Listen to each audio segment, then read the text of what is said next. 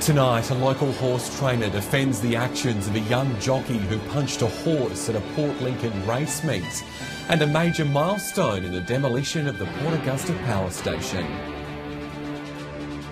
This is Southern Cross News with Fraser Goldsworthy. Good evening. A Port Lincoln horse trainer has defended suspended jockey Dylan Kibosh after yesterday's incident. The young jockey has been banned from racing for 2 weeks after striking his horse, but those in the industry say he has been dealt with a harsh penalty. This shocking incident sent shockwaves through the racing industry and left animal welfare activists reeling. Yesterday afternoon, Apprentice jockey Dylan Kibosh was caught on camera striking his horse, She's Ronaldo's Girl, before the start of race 2 at the Port Lincoln racecourse. The 22-year-old was clearly frustrated when the horse becomes unsettled while attempting to enter the gates. He then jumps off and delivers a blow to the animal's underside. The video has since gone viral on social media, Dylan receiving threats for his actions. But local horse trainers say the backlash is unjust. I think a lot of people with the backlash and that are hitting out against him aren't horse people, aren't in the industry and don't understand. Horse trainer Annette Harder has been prepping horses for decades. Her stable competed in 3 races during yesterday's meet. She claims the horse wouldn't have felt his hit. If it was going to be severe and the horse actually hurt from it or felt pain, then I would be against it. But in this instance, it was a pretty random slap at the stomach. Dylan today breaking his silence on the issue, calling the moment a brain fade. I understand what I did was completely unacceptable. My apology goes to the Horses Connections, my fellow jockeys here in South Australia, and jockeys national-wide.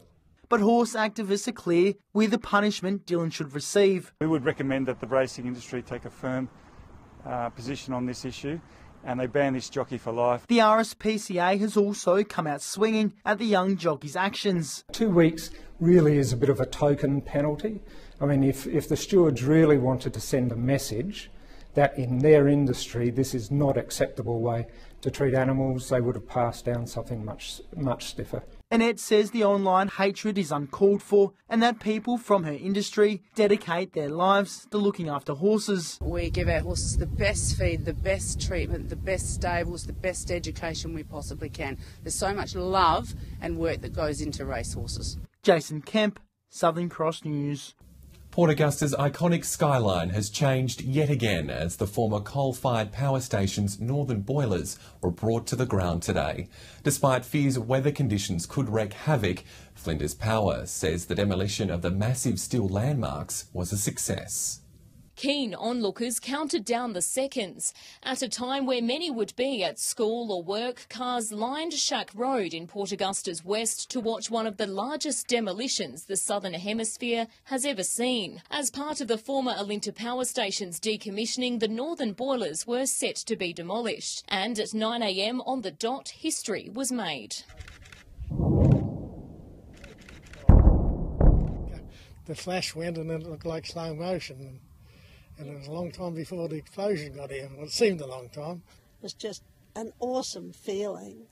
Sad, but then everything has its time, doesn't it? So. With favourable winds, Flinders Power says the demolition went as planned and the remaining dust settled on site. Those who came to watch said it's a sad moment for the town. I can remember it being built, I know that.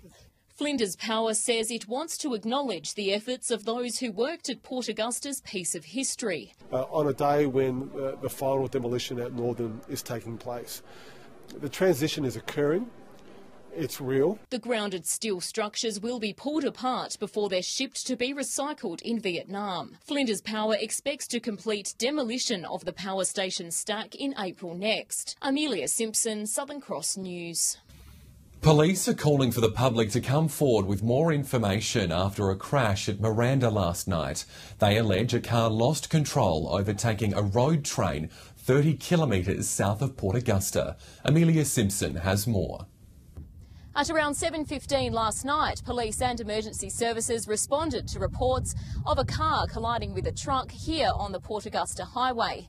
In a dramatic turn of events, the Ford sedan, in an attempt to overtake, collided with the truck and veered off the road.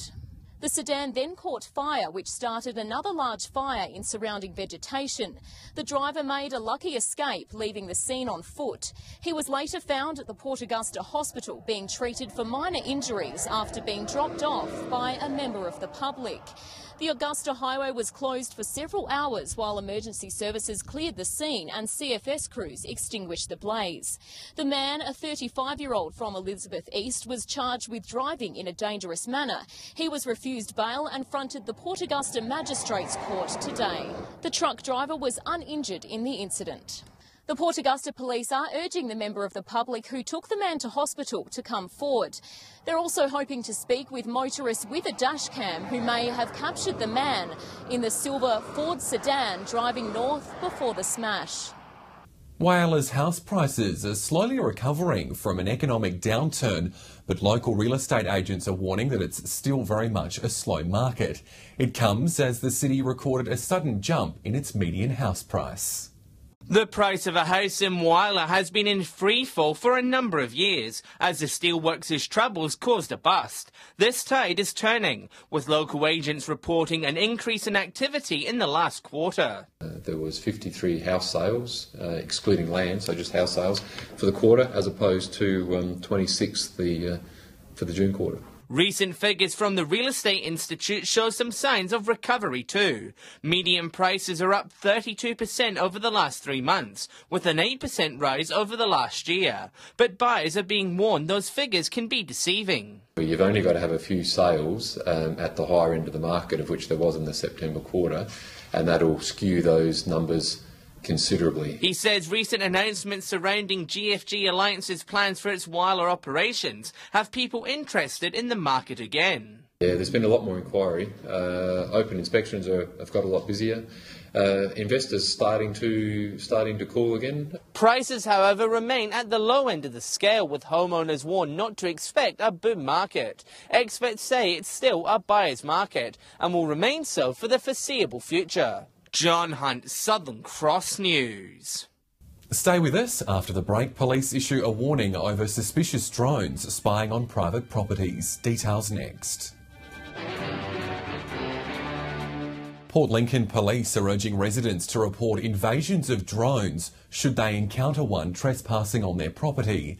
It follows reports of a number of devices flying above homes without the permission of owners. Tina Hunt never signed up for Big Brother, but at her house, she claims someone is watching. That's right above our property, a drone. She says drone encounters at her property have become a regular event of all hours of the day and night. 4 o'clock in the morning when I was asleep, I was woken up to a humming noise of a drone, and it was hovering about here. And then when I hopped up to try and record it to the window, it just took off. The invasion of privacy has left her fearful of living alone with her young daughter. We're concerned that the person that's obviously filming us has a fair idea of when he is away and when he's back, and that concerns us. After reporting the matter to police, detectives investigated the incident but could not find any links to drones at the suspected house. A suspect was named in that incident, and obviously, CIB were involved, that house was searched, and like I said, the complaint couldn't be substantiated, and actually the victim withdrew their complaint in the end. Police say although residents have taken to social media to report similar events, only a single drone-related complaint has been made. But they're urging the public to come forward if they too are a victim. Anybody, including myself, would not want to be stalked by a drone, so absolutely we will take positive action. Police are also issuing this message to drone users in the region. You cannot fly a drone on someone else's property without their permission. Jason Kemp, Southern Cross News. Representatives from Port Pirie will be heading to Adelaide this week to promote the city at a tourism awards night. It comes as a new events strategy aimed at boosting visitors is launched within the 5 Southern Flinders councils. Port Pirie's Come See Change campaign is heading for the big smoke. The first major showcase of the new TV commercial will be broadcasted at the South Australian Tourism Industry Commission Awards tomorrow night. There are over 860 attendees, so there'll be a lot of people, plus the Premier and the Minister for Tourism, Leon Bignell, will see the commercial broadcast for the first time in Adelaide. The awards night is seen as an opportunity to showcase the newly redeveloped CBD and sports precinct, with hopes it'll encourage new businesses to invest within the region. Showcase to winemakers, travel makers, tourism operators, hoteliers, the works, and see who might be interested in exploring possibilities within the region. Some of the tourism opportunities currently on the drawing board include music festivals, improving the Heritage Rail Trail and installing more self-contained RV parks across the mid-north. At the aerodrome and a couple of spots out Crystal Brook Way, which may work for live entertainment on a large scale, similar to the big day out, day on the green sort of approach. Rachel Nell, Southern Cross News. A new tourism group in the Silver City will be holding an important meeting to discuss the city's future. Destination Broken Hill is calling on all operators who benefit from visitors to have their say on a plan to boost tourism throughout the town. Thousands of tourists visit Broken Hill every year, and it's not hard to see why. The views, the heritage, the personality. It's all a big draw card. Now a new group is looking to make the city even more lucrative for holiday makers. From now, the meeting that we're about to have is to get everyone's input into where we should go forward. You know, should it be a group that you pay to be into? Should it be linked with the Chamber of Commerce? That's why we're here at the moment, I guess. And, you know, there's all those sorts of things that need to be discussed. A new group dubbed Destination Broken Hill was formed earlier this year to design a new tourist guide. With that all sorted, it's now looking to the future, with a meeting slated for the end of the month. Well, technically it's open to any business operator that feels that they have an input in tourism. So all the tourism operators in particular, but there's also the other people like the service stations, you know, the car repair places. I don't think there's a business in town that doesn't actually get an effect from tourism. Patrick Reinke, Southern Cross News. Still to come tonight, the new service said to provide a helping hand to those who need it most across our region. That's next. Well, the Red Cross finally has a home in Whyalla, opening its new office at a ceremony in the city today. The organisation says its primary focus will be to help disadvantaged and elderly residents through a number of services. With the snap of the scissors, the Red Cross now has an official place in our region. Its office at the one-stop shopping centre is now open for business, with local volunteers now having a permanent base. We're really excited to be here. We've got members who have been living in Whyalla for a long time. We've had members for over 40 years here in Whyalla. That's the first time we've had a shop front. The centre will be home to the group's transport services for those who need assistance to make doctors and health appointments. It'll also house the charity's telecross service, which phones locals who have no family in the city to check on their well-being. Now we've got our own office and our own space, and we can make sure we maintain that confidentiality and privacy, and we can have those conversations with people from here. Local volunteers and other stakeholders have contributed to what services will be on offer. Management says it's looking to run vital classes to teach parents about car safety for young children as well. So we're looking to expand that service here to Whyalla so we can hire out baby capsules, sell baby capsules and teach people the best way to get children safely into vehicles. John Hunt, Southern Cross News. The South Australian Leadership Academy has paid Port Pirie a visit to explore complex issues affecting the state's regions. Members of the group put their heads together to examine community engagement within the town and the economic transformation which it's recently undergone. Port Pirie's inspiring public sector leaders to join together to deliver better results for South Australia. Senior executives from the state government visited the region as learners rather than teachers.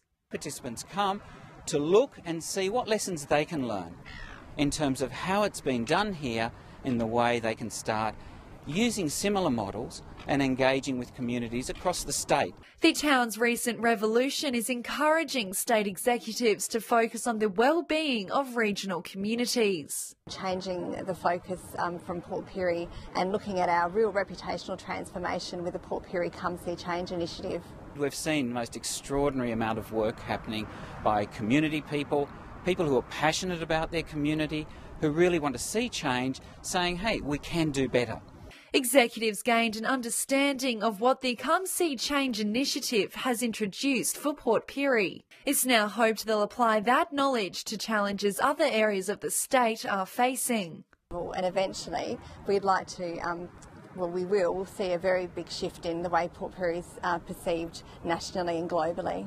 Rachel Nell, Southern Cross News. Change of pace now. Time to see what's biting around the Gulf. Here's Fish and Tips.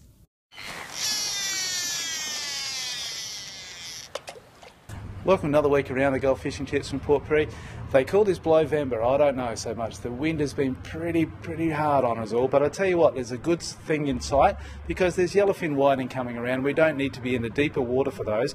Anywhere from Talawi Beach to Barrows Beach, you'll find yourself wading out up to your knees and you'll catch a good feed of yellowfin whiting. There's some blue swimmer crabs swimming around your feet too, so don't forget to have a go at those. Leave the females, but if you want to go out a bit deeper, there's still some good opportunity to feed up your snapper wrecks and have a look for some salmon. G'day and welcome to this week's Fish and Tips from Port Augusta, Jewel of the North.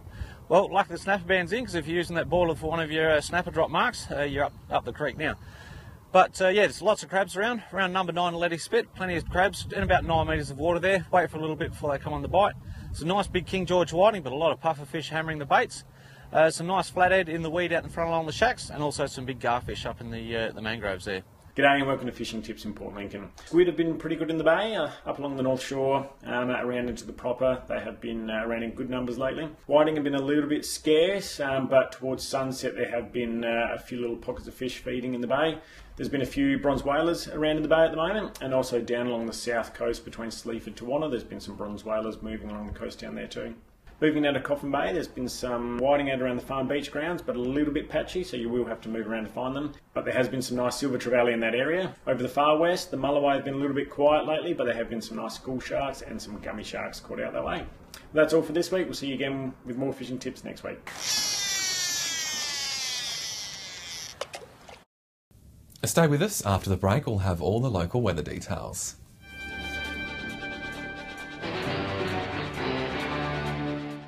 Welcome back to the weather now. It was a warm day right across our region, hitting 32 in Port Augusta. 30 was the top in Whyalla, a little cooler in Port Lincoln, reaching 25. It was 32 in Port Pirie. On the satellite, cloud over eastern parts of the state near a low-pressure trough is causing a few storms around the northeast border, as well as light patchy rain inland. On the Gulf waters, winds will be southeasterly between 10 and 15 knots, seas over a metre with south-southwesterly swells. The sun will rise just before 6:15, sunset just before 8. A warm one on the way again tomorrow, a top of 36 build for Port Augusta, 33 in Whyalla and Broken Hill, 27 in Port Lincoln. A little warmer though in Coffin Bay for 31, the same temperature, 31 in Adelaide also. Looking ahead now, temps will climb on the Eyre Peninsula, 27 to start the weekend in Port Lincoln before rising up to 31 on Monday, a hot 36 degrees with clear skies on Monday as well for Woodner. A similar story further up the Gulf, heading for a sunny 35 on Sunday in Whyalla, 36 over the next few days with blue skies in Port Augusta, dropping down ever so slightly on Monday. Cloud about on Saturday in Kadina, a top of 32 there. And finally in Port Pirie, again very hot, a top of 34 by Monday after sweltering through 35 and 36 over the weekend. A little cooler further south in Clare, 32 and fine on Sunday, and temps between 31 and 33 with mostly sunny days in Broken Hill.